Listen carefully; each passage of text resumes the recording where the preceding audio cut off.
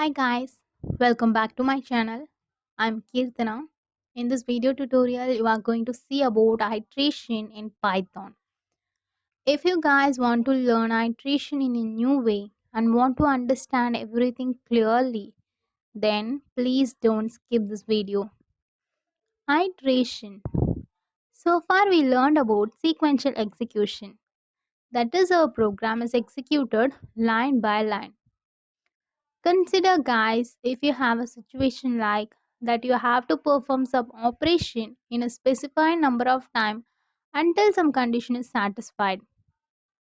In that situation, we use a looping. There are two looping structure available in Python, while and for. Now we are going to see while syntax. While of condition statement 1 and statement 2. Here we are going to check if the while condition is true or not. If true, the block of statement meant for while is going to execute. Then control return back to the while condition and check if the condition is true or not.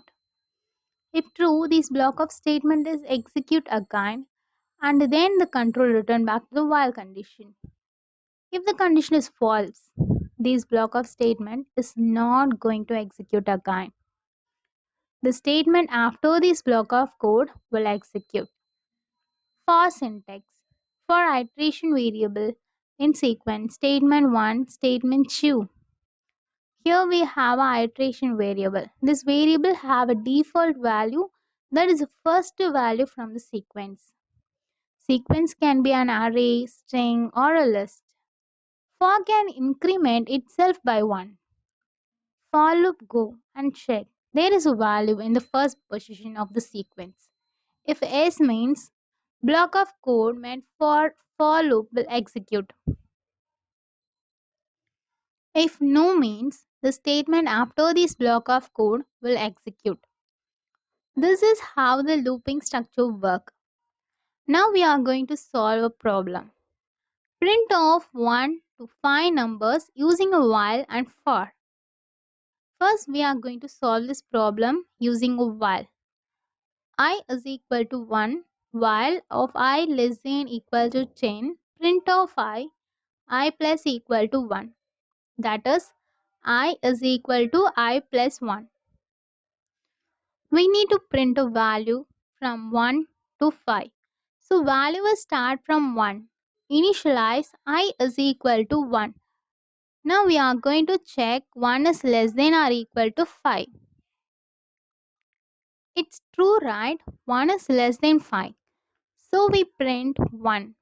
Then we're going to increment I. I is equal to I plus 1. I is 1. So I is equal to 1 plus 1 is equal to 2. So I is equal to 2.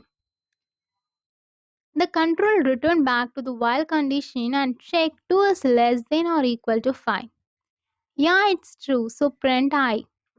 What is I? I is 2. Now increment I to 3. Then the control return back to the while condition and check 3 is less than or equal to 5. Yeah, it's true. So print 3. Now increment I to 4. Then the control return back to the while condition and check 4 is less than or equal to 5. Yeah, it's true again. So print 4. Now increment I to 5. Then the control return back to the while condition and check 5 less than or equal to 5. 5 is equal to 5. It's true. So print 5. Now I is incremented to 6. Then the control return back to the while condition and check 6 is less than or equal to 5. 6 neither less than 5 or equal to 5. So the condition is false. Then while block of code, that is print of I and I plus equal to 1 is not going to execute again. Now we solved this problem. You can try this problem in your home. Solve the same problem using a for. For I in range 1, 6, print of I. Here I is the iteration variable and we need a sequence, right?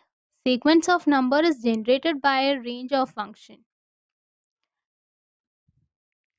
This range of 1, 6 will generate a value from 1 to 5, that is 1, 2, 3, 4 and 5. I will make a video for a range function in future. I already said that I have a default value, that is a value from a starting index in the sequence. Here I have 1. It print 1. For can increment itself and it go check there is a value in the next position in the sequence. Yeah, the value is 2.